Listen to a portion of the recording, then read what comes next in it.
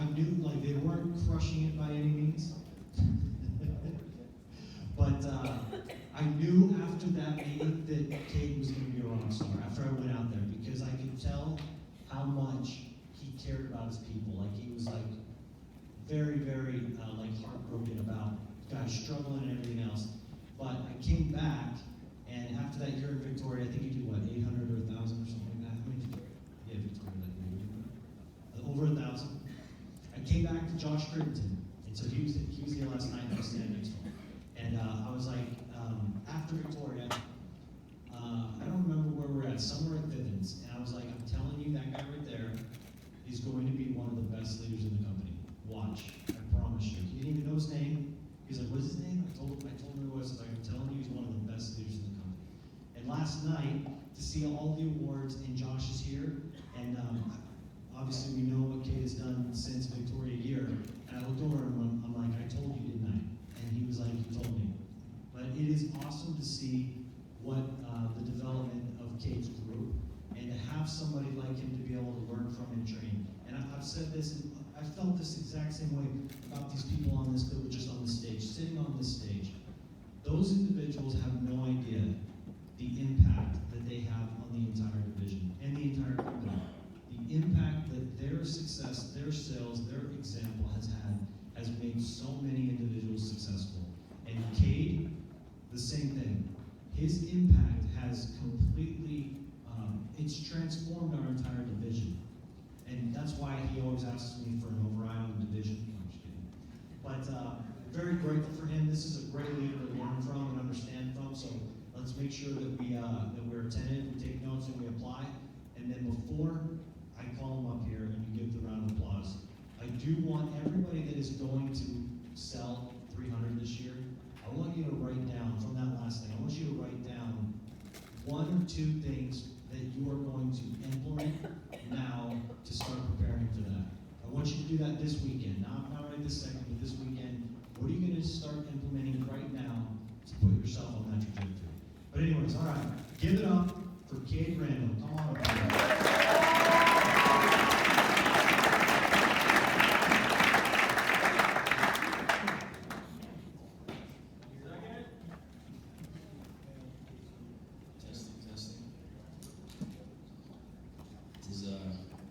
You guys hear me? Yep. Yeah. Okay, sweet. All right.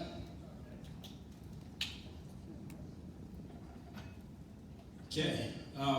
So some initial notes. This is something I actually just added, sitting there getting my slides to Jessica in perfect timing, like always. I just added this as I was sitting through the rest of this meeting so far, the rest of this event so far. Being here. This is my 4th or 5th month to come to, probably 4th or 5th. And it's my favorite thing of the year, because this event after my first summer was what changed my entire perspective on my career, like 100%. So after my first summer, I was like, hey, this is good. I made like 45 grand or something. I was like, sweet, I'll do this job for summers, get through school. Like, that was miserable, but it's worth it to go do it again as I get through college or whatever. Well, I came to this event that year, and that was the first time I met Nick. That was the first time I met Billy. Nick and Billy back there, 2 of my really close friends. But I remember seeing those guys specifically. I wasn't cool enough to meet Wyatt yet, but I met Nick and Billy, who were so young. I mean, it was like Nick's, I think it was his 2nd year maybe. I just finished my 1st year, and then it was Billy's 3rd or something. So they're so young, like they're my age.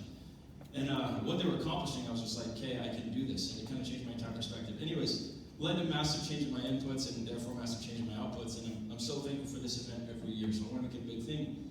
Well, as I've been sitting here, I want to point out to you guys, this could be for you what it was for me. So before I get into anything, like I want you to know that this could be for you what it was for me when I started doing this, which was an absolute, just complete change of direction.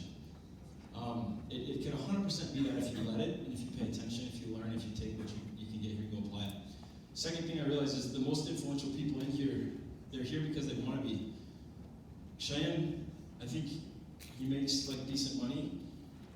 Adam Nelson, I think he also makes really decent money. He also does a lot of other investments. I'm sure Cheyenne does as well, but I know Adam's Cabins, all this other stuff. Like, dude, all these other, I mean, any of our like senior leadership that's in here, the most influential guys, the most experienced guys, we are, like, I think of this and I just realize like how blessed I am to be in an environment, be in a room where the most influential guys that are in here are here simply because they want to be, not because they need to be. A lot of us are here because we need to be. Like, a lot of us have to be here because it's the best opportunity we got right now, and we don't got much else behind that. And so that was the second thing I realized. Next was, we have more resources right now than we've ever had to be successful. Let's get a little clap for that Evo out there. I was texting some of my leaders during it, and dude, that is going to change the game. There is no company, there is no competitor that has anything close to that. And the fact that we have a leader who can put together something like that and invest the resources for something like that for us to go grow and us to go be successful is like absolutely remarkable. That thing is insane. And so take advantage of it. I'm excited. And then last thing, there's a different feeling in the room right now than the past ones. And that's why I'm really excited. I'm really excited right now because it feels like Evo is evolving, right? Like it feels like we've completely turned a corner, at least to me. And I am positive, not only, the group that I work with, but Evo as a whole, I am positive with the leaders, the senior leadership, and all the time I've got to spend with them lately, I've never felt more on the same page with a group of leaders than I do right now. And so many big things were rolling out. Braun has some awesome, materials coming out for everybody that I'm so excited to see. Like all this stuff, we have never been in a better spot as a group since I've been here, which is only 6 years. But we are ready to dominate, dude. Like Evo is that guy. We are ready. And so what I'm saying is like, I've never been more excited for the future ahead and what is to come for all the other guys I know so well as well. And if you're a part of it, great, strap on because we're gonna be running full sprint. If you're not, you will be. I promise you, if you're not, you will be. Because we're doing things right and it's top down. So those are just kind of my initial notes I want to talk about. But let's get into what I'm actually training on. Okay, it'll make a little more sense when we get into it. But being a leader for people. This is kind of my thesis of the presentation of the training, I guess. The reason I wanted to put it up at the front is because try to understand. I'm going to read it. Try to understand, but you just kind of think your way through it. And I'm telling you right now, this is not as like fundamental and I guess like literal and tangible of a training as I've given in the past. This is just going to be a little bit more overall concepts, and so this will make a lot more sense at the end. But when a conscientious leader gets his people bought into his vision, it is by taking care of his people that he will see his vision come to life. We're going to take a step back real quick. When I ran Matt Franklin, when I got recruited by Matt Franklin, so when I started this job, I was going to BYU.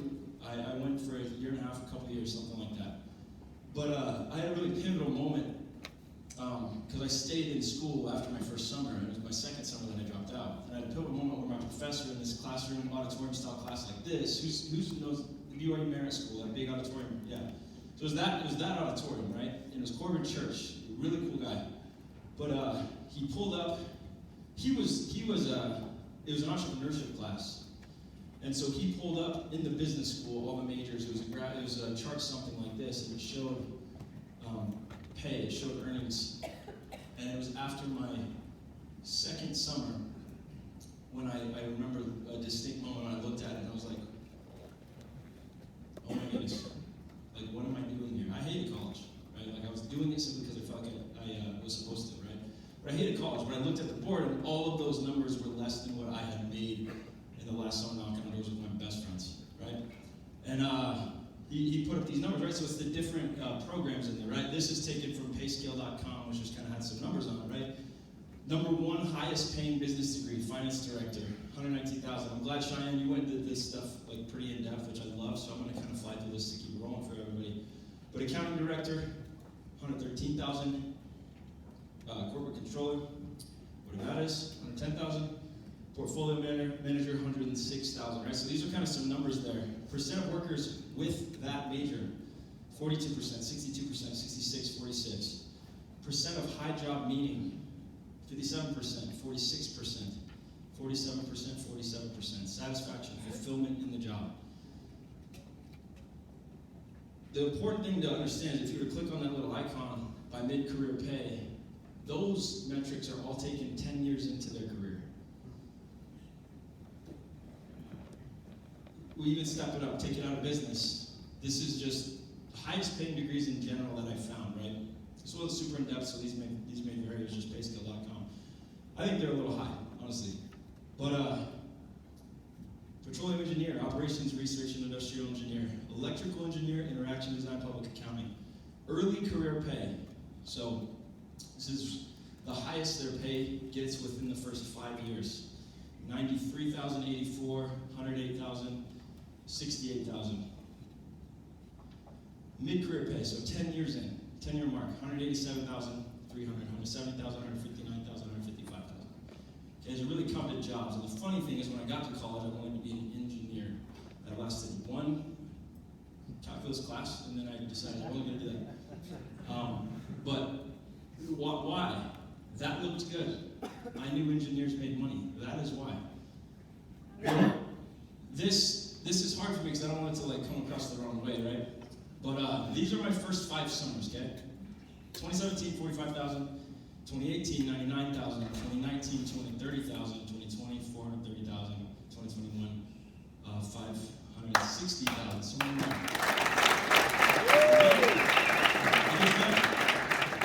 Now we got solar, and I'm effing rich. So 2022, finished solar. You guys saw I had 25 closes, and I think that's 2.5 million or something. So anyways, aside from the point, but when I want to just kind of compare these and look at them, I mean, it was honestly a cool moment for me looking at this and realizing, okay, when I clicked on that little button, it said, this is 10 years in. I was like, oh my goodness, I'm only 5 years in to this thing. Like, what can I do in 10, right? What's the highest one 10 years in? I can't read this one. 119, yeah, sorry, it's small. 119, petroleum, that's in the business degrees. In petroleum engineering, it says $187,000. I don't know if that's right. But that's 10 years in mid-career pay numbers. And so, anyways, long story short, this was crazy to me. And the other crazy part was, how long are these degrees taking? There was no way in hell I was finishing mine in 4. So, I mean, realistically, I'm looking 5 or 6, 5 years. That puts me after the 560 right here. 5 years, before I even start. So, as you look at this, it's kind of crazy to see, right? So, I just kind of want to point this out, emphasize Cheyenne's point. Next thing I want to go into is someone tried to guess, and Don said he'd give you $20 if you did. But what year in this schedule here, what year did I start leading? Was I a leader?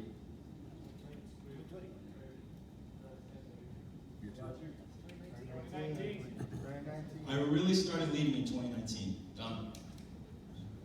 I think it was Nick. But anyways, I really started leading in 2019, right? You see this big jump here. Well, that's kind of why we go into it. So I'm going to keep this quick because I think Eli hit on it a little bit, but why we lead, we also have some videos about it coming out because of Ron. But why do we lead? One, financial opportunity. You clearly saw that. There's a crazy financial opportunity leading, especially at Vivint.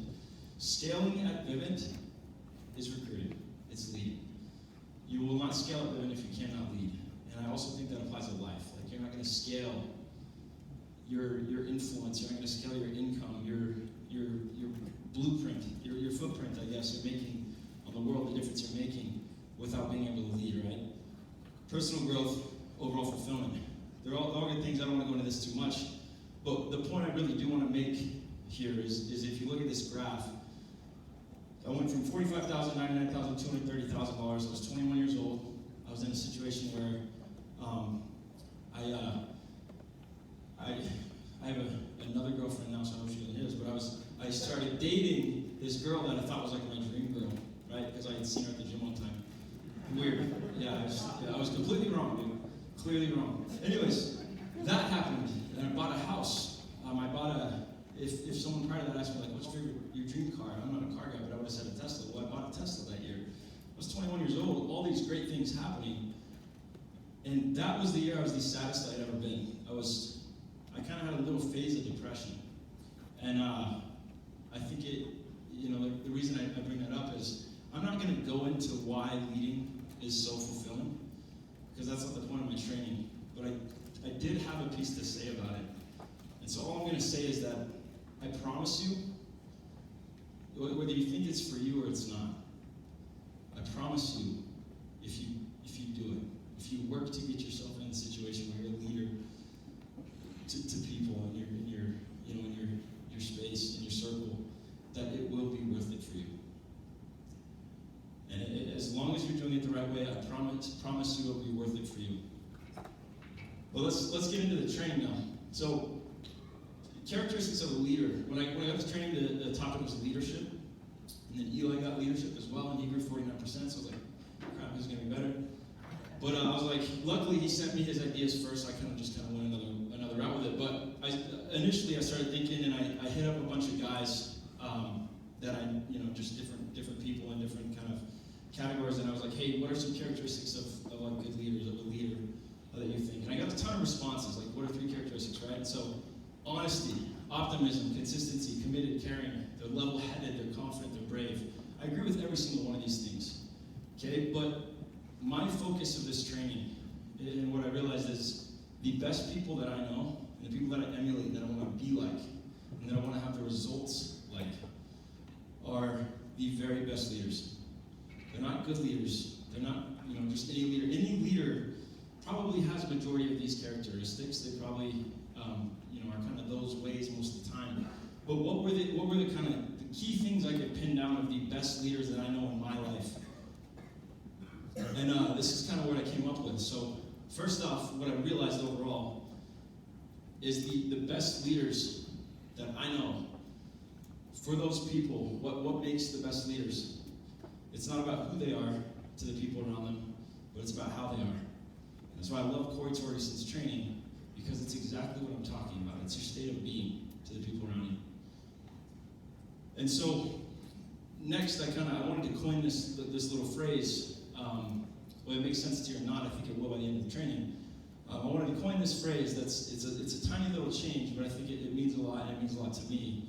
Is you're a leader of people, right? That's what we view leaders as. But the word "for" it's used as a function word to indicate purpose. And so the coined phrase I want to use for this training, that's why the title is what it is you're a leader for people. The best leaders I know in my life, their purpose of leadership is people. It's their people. And so the best leaders I know in my life, to me, they're leaders for people.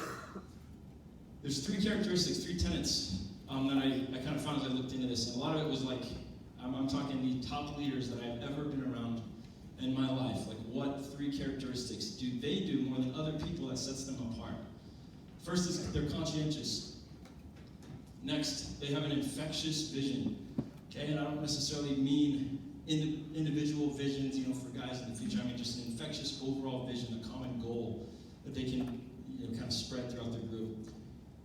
And last, but by far most importantly, is they're empathetic. By far most importantly. And so that's why we're saving it for last, even though it probably makes a little more sense first. Because I think it's the keystone for everything else. So first, let's keep this going. Conscientious. A conscientious leader. So conscientious, what does it mean? Wishing to do what is right, especially to one's work, to do one's work or duty well and thoroughly. Wishing to do what is right. So the best leaders I know, they're so this way. Jason Durfee, I think he exemplifies this. They care about doing what is right. In doing this, it's the exact person you want in your program and in your group. They benefit the customer, they benefit the company, and even over that, they benefit the world. Because in their work and in what they're doing, they care about doing what is right and doing their best. Doing it well, that's a conscientious person. They're prepared, they're organized, they're future thinking, they're deliberate, and they're intentional in their actions. They're competent. I think this is so key. Cheyenne training. He just threw together something I would have never been able to throw together. All these numbers, all this other stuff going on. But the way he can look at something, break it down, and display it in a way that just makes so much sense is why he is such a great leader to me. He's so competent, dude. Like he understands anything. They're thorough in their work. They seek first to understand, and they ensure that they're competent. Last is impactful. They're aware of their influence. They act to win the war, not to win the battle. Okay, they're choosing their battles. And last, I want to talk about a little training Shane gave either last year or the year before. So we had it was an ownership summit. I don't know if many of you guys made it. It was in the movie theater. Todd Peterson spoke. It was in Vineyard. Anyways, Cheyenne gave a training, and I'm not just saying this because you're like, I guess, yeah, because you're my boss, but like Cheyenne gave a training that was like one of the best trainings I'd ever heard, and I'd ever listened to in my life, honestly. And I think what so much of that, and the reason it was that way for me, is because the timing of the delivery, like when it was in this moment where everyone was kind of in this monotony, and there were so many guys that were slowing down a little bit. And his training was on being the leader you need your people to be. I remember walking out of the training with Coy, and I was like, we both just like looked at each other almost like a little too, we're brothers, so we weren't, but like a little too embarrassed to talk, because we're like, dude, we have not been the leaders that our people need us to be. We got to step it up, and now's the time. Massive change after that training.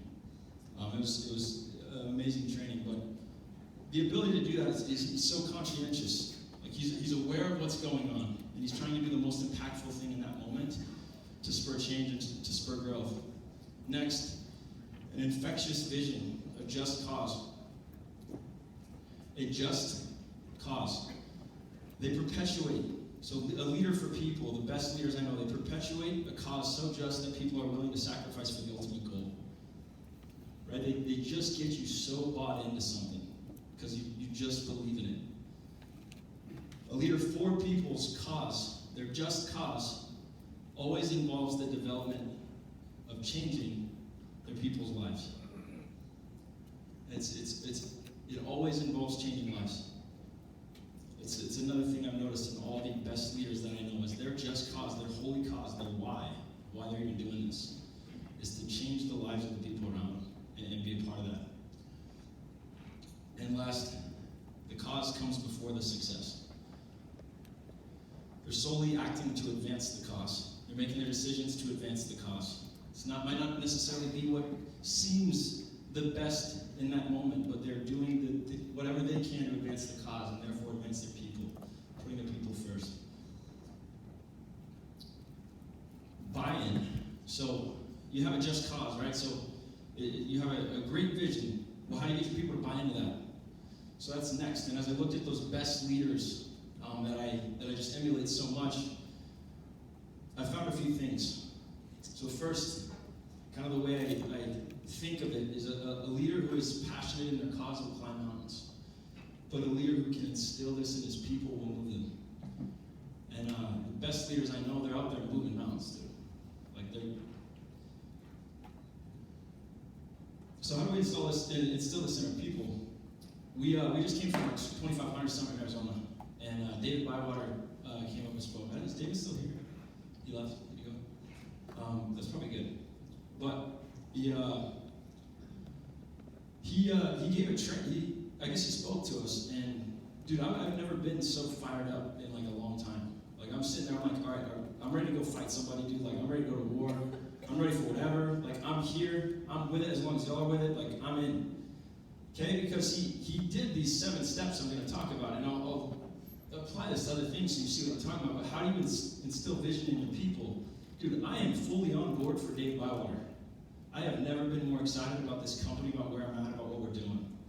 Like I am riding for the brand, and I'm with that guy because he has an infectious vision, and he has a just cause, and you know it's true, and you know it's real. The 7 steps.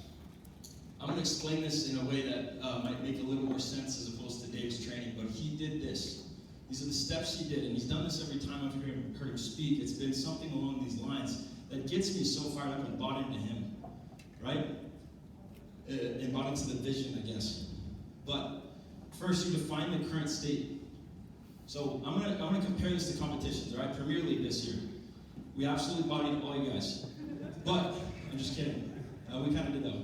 But we had a really good team. We had some awesome guys. And going into it, I knew I was like, okay, this is our year to win it. We gotta win it. Okay, so what happened?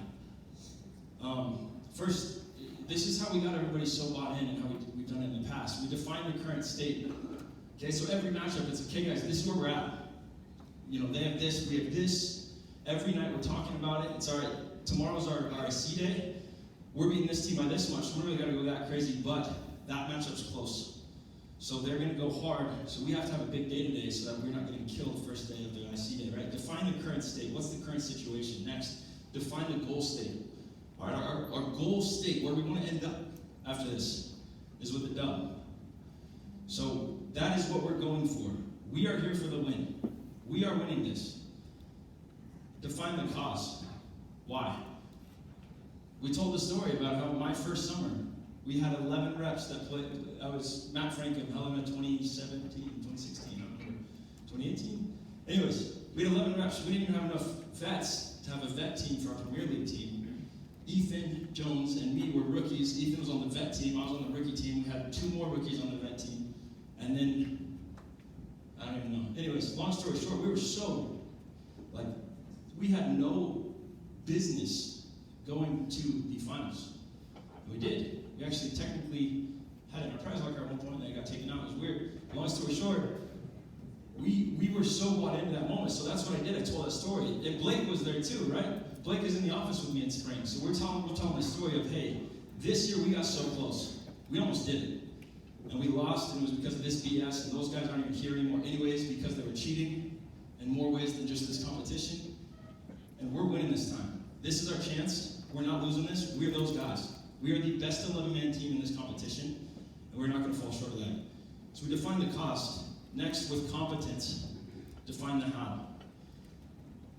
Me and Blake every night are figuring out what we got to do, what the game plan is, so that when we have our meeting the next morning, we're like ready to explain. Our next step is, well, how are we going to do it? So we can explain, this is what we got to do. Rookies, you guys got to throw down.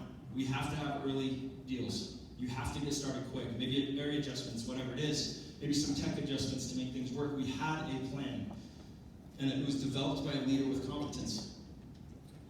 Be honest about the obstacles. 6. Josh Crittenden just out here for training. He just did all 7 of these right in front of everybody. And I loved it because I feel on the same page with him. He's honest.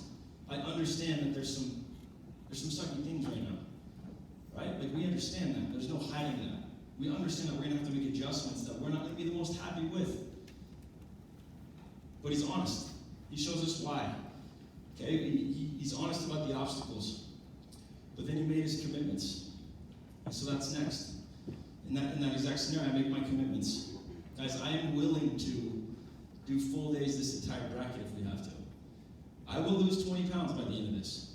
Like, I am willing, I do not care. I am doing everything I can to come up with the dub. We are not losing. I made my commitments. Blake made his. Everybody in the room made their commitments. And then last we followed through with them. We held to them. David does this so well. If any of you guys were in that 2500 summit and you were paying attention to his training, was it not this to a T?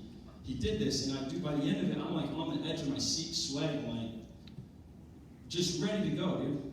And I'm so bought into that guy.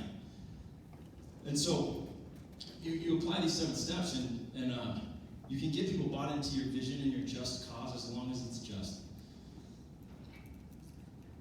There's a quote by Antoine. I read about this Antoine place. He's he flew planes, things like that.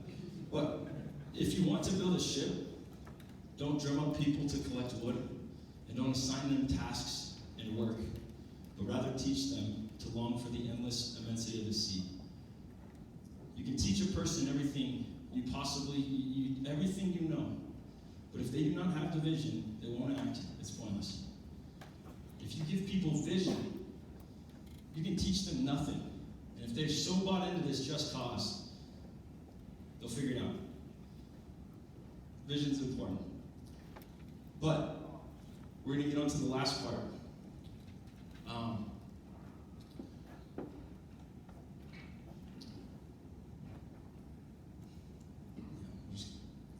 So John C. Maxwell, he has a quote where he said, people buy into the leader before they buy into the vision. And that's why, honestly, the empathy part, the last part of this probably should have been at the front. But I'm throwing it at the back because it's the most important, and I don't know if I'm going to have the ability to say much more after I talk about this. So, how do we get our people to buy into us? When I was thinking about this, I kind of asked myself this question: well, how do the best leaders that I know in my life, how do they make me feel? Like, when I'm around them, when they're speaking, when they're training, and when they're providing value to me, how do I feel? I got two main things. One, I feel safe. I don't mean physically safe, all right? I do not mean physically safe, but I mean secure in my position, secure in my situation, like I'm in the right place. I feel safe. Safety allows for trust. Safety allows for commitment. Safety allows for cooperation. Safety allows for cohesion. Next, I feel a sense of purpose. When I'm around the best leaders I know, leaders for people, I feel such a strong sense of purpose, like I'm doing something that I should, right? If I'll go a month without seeing my leaders, I'll get worn down. I'll forget what I'm doing. I'll forget the vision. I'll kind of lose this direction. But the second I get around all these guys, dude, I'm like, I know exactly why I'm here. I know exactly why I'm here, exactly why I'm doing this, and I'm so happy, to be in it. Purpose allows for direction. Purpose allows for fulfillment, excitement, and it allows for progress, because you know where you're going. So, overall, people buy into the best leaders because they create a safe environment in which people work for a common goal.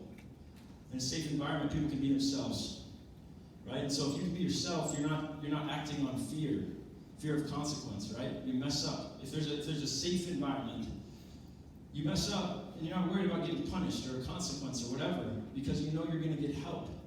You're going to grow. You're going to fix it, because you have leaders that are creating a safe environment for you to go mess up and grow because of it. So these leaders, a leader for people that can create a safe environment, they're empathetic leaders, and that's my last characteristic, my last tenet of the best leaders I know, of leaders for people, is they're empathetic leaders. Empathetic, I know most of you guys know the definitions for a lot of these words I'm putting up, but for me it means a lot more when I can actually read the definition, understand the true meaning of the word. It just gets a little bit deeper. Showing an ability to understand and share the feelings of another. Empathetic leaders create safe environments for people to be a part of. So what makes that safe environment? There's two things here. A safe environment is a selfless environment.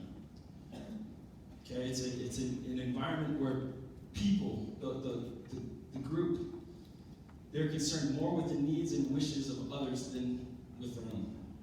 Second, a safe environment is one in which everyone sacrifices for the betterment of those around them for the just cause. They're giving up something valued for themselves. They're giving up something valued for the sake of something else regarded as more important or worthy for other people. A leader for people sacrifices more than anyone so that their brothers and sisters to the right and the left of the game. And when he does this, naturally, his people in return sacrifice and are willing to sacrifice everything they can so that he can reach his just goal, or so that they can realize that vision that they want into. So a leader, that's what we are. A leader leads the way in this. We are the precursor to this. A leader, they take the lead in selfless sacrifice, and it dominoes into a culture of a selfless sacrifice where everyone's doing everything they can for everyone around them. and creating the synergy for everything to, just to achieve the vision that they had for the betterment of their brothers and sisters to the left and the right. A culture where the person next to you comes first. All right. Now we're. If you notice, I slowed down a ton. It's because I didn't want to get to this part. So, growing up, my dad was in the army, right? So, I got two brothers in here, Cool and Eli.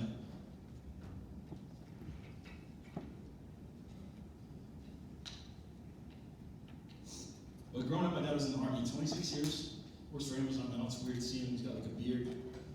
He's like, I don't know. He used to be like the hardest dude ever. Now he's like a chiller. He's the coolest guy ever. But anyways, he was in the army 26 years, right? And I think a lot of where me and my brothers get our maybe just a lot of why we are the way we are, I guess, is because of this. Is because of watching him over the course of his entire career selflessly sacrifice for his country and his brothers.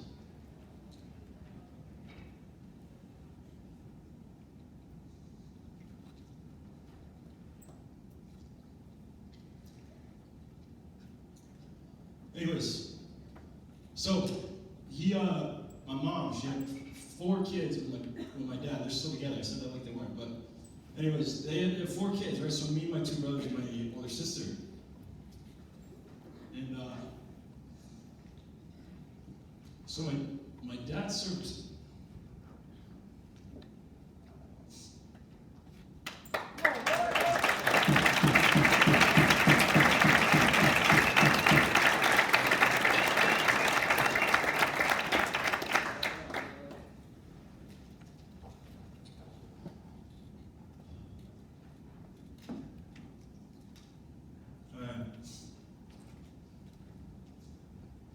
This was going to happen. So my dad served 5 tours.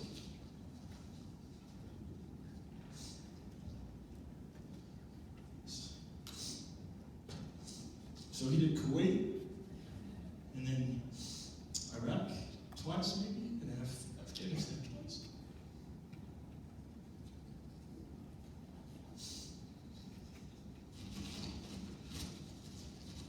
Sorry for that. I know you guys want to get on to the next thing, but so 2004. All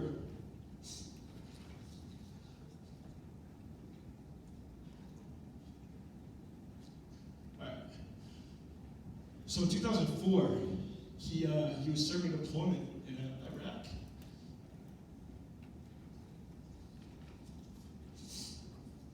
All right, I didn't think it'd be this bad, but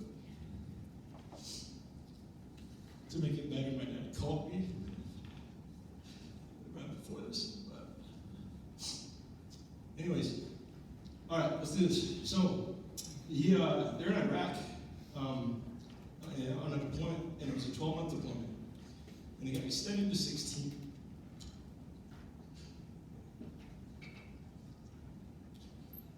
And so my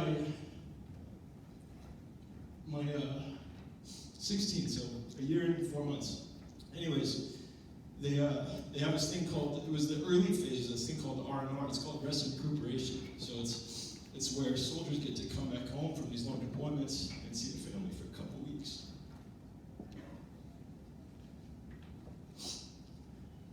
Anyways, 2004, he's got kids at the house, and he's got a wife. And we were all super young. I don't know if Eli, yeah, he was a baby still. And then me and Corey, these 2 little goons. And my sister's kind of probably, I don't know, she's figuring it out.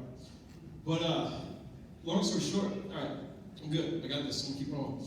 Long story short, this deployment gets extended, so this R&R thing starts. And how R&R works is in those early phases, they didn't have enough slots for all the soldiers to go. So in true, Army leadership fashion, leaders eat last, right? So all the all the enlisted guys go, so they get their R&R. And then all the leaders, the officers, there's not enough slots left. And so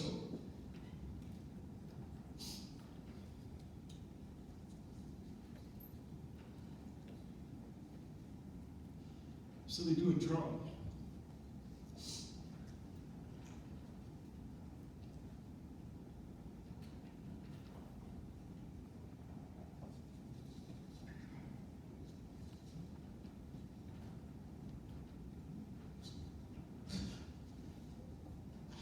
Goodness gracious. All right. So they do a drawing. Well, my dad had a really good friend who's a fellow captain. They were roommates. They were really tight. His name was Rob Sheets.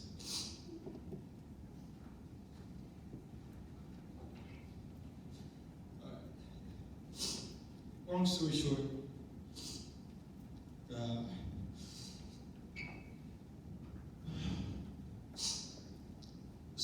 short, Rob, he only had a wife, he had any kids. So he pulled his name out of the drawing so that people like my dad, who had a wife and kids,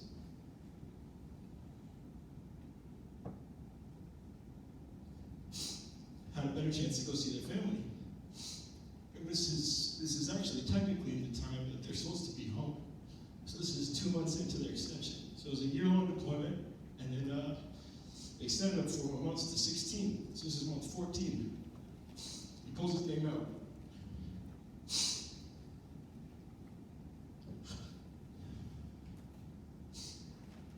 And word for word what he said, because my dad and him were real tight, was, they're asking why. He says, you guys want to go home, but your kids need you to go home. They're here to see you.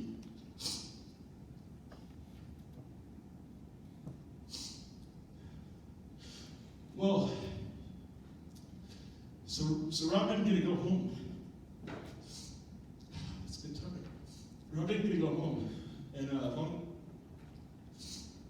so month 14, 2 months into this extension,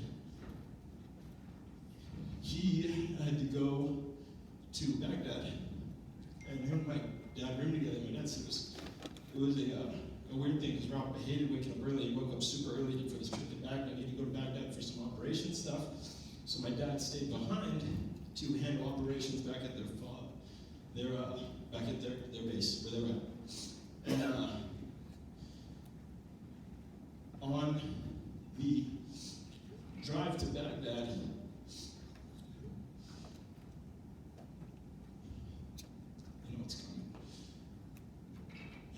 on the drive to Baghdad, an IED exploded under their Humvee.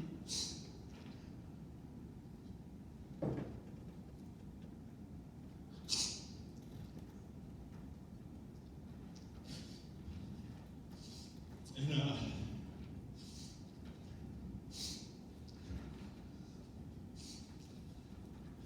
they medevaced him, and it was burned all over his body. And, kind of missing parts of his body. So he was losing a lot of blood. So they medevaced him back to my dad's fob.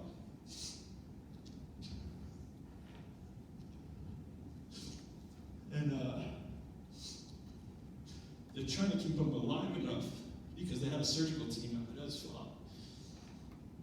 So they're trying to stabilize him. Don't think he was stable enough to fly him to a major hospital and see what they can do. And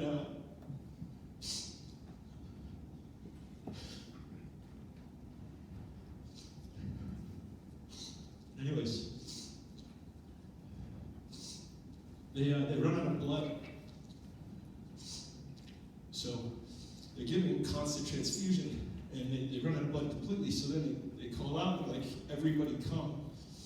If you have blood type that matches this, we need to do a direct transfusion. And so all night they're doing direct transfusions.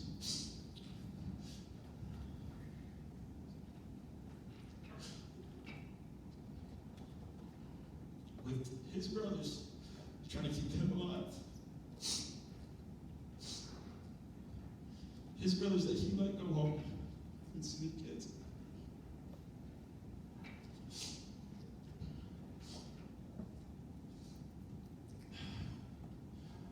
This was us.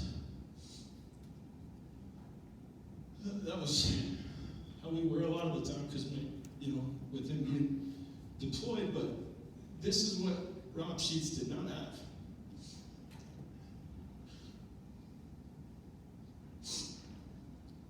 And an act of true empathy, he gave up this opportunity to go back to America for 2 weeks, dude, to get out of the hot-ass desert at least, for 2 weeks. Gave it up because he was willing to make this selfless sacrifice for guys like my dad and for families like us. Anyways, all-night transfusions, direct transfusions to keep him alive. They stabilized him overnight, and that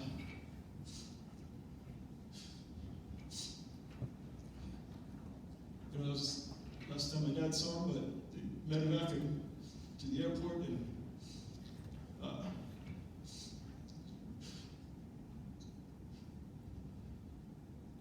Captain Rob Sheets passed away in the medevac.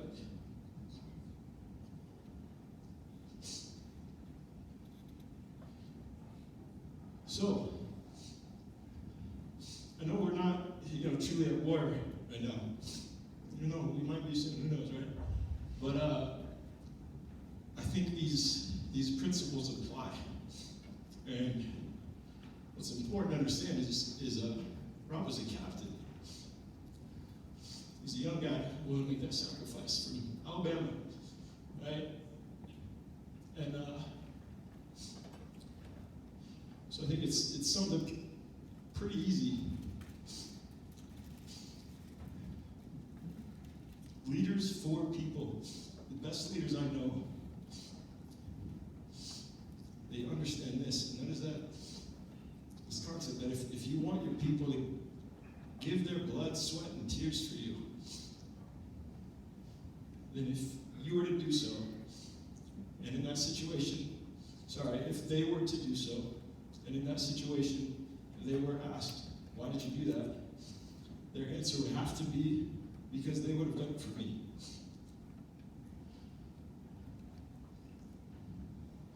At the home stretch here, guys, I promise, almost done. Leadership is not about being in charge. It is about taking care of those in our charge.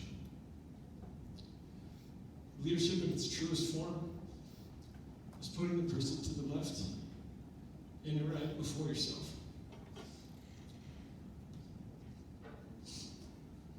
Lastly, it's not a position. It's not a title.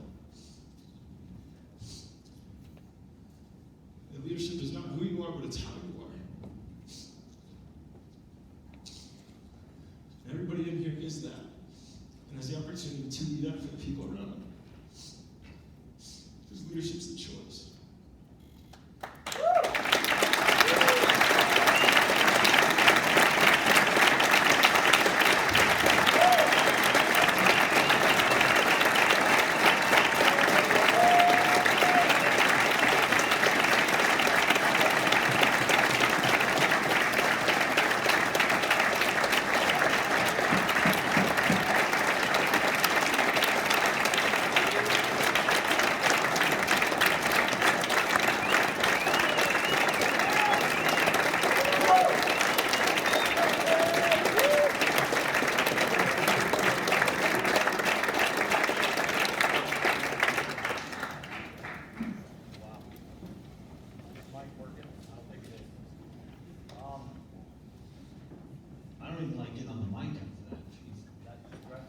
Thank you, Kate, very much. That was incredible.